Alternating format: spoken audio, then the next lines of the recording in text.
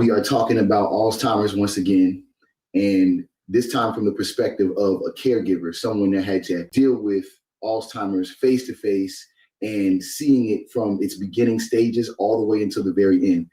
Fortunately, I survived my husband's battle with Alzheimer's. Please tell me about the beginning stages of what you noticed with his Alzheimer's dementia. Well, initially, his being very attentive to details about things. But in any event, he had retired, and I noticed the repetition. Everything was repeating the same thing over and over again. And at first, I thought he's just bored. No, it was the beginning. So I decided to tell him he needed to go for his annual physical because he hadn't had one. I wanted confirmation that this is what was going on. It's been in his family, and I wanted to try and get a grip quickly. After going to visit his primary doctor, he noticed some things as well. He asked him a couple of questions and decided he was going to set him up with a neurologist. After a couple of visits with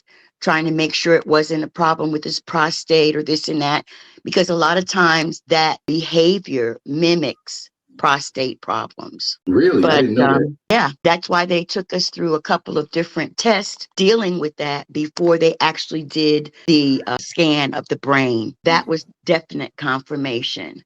Once they did the MRI, I noticed it right away when we walked into the doctor's office. It looked as if someone had taken an eraser and just grayed out a little section of his brain. That was the beginning. He's starting to lose it. He was still pretty much okay then. Very, very personable, lively, talkative, happy. But we started taking medication, donepezil at first, which was just going to slow down the process. It wasn't a cure.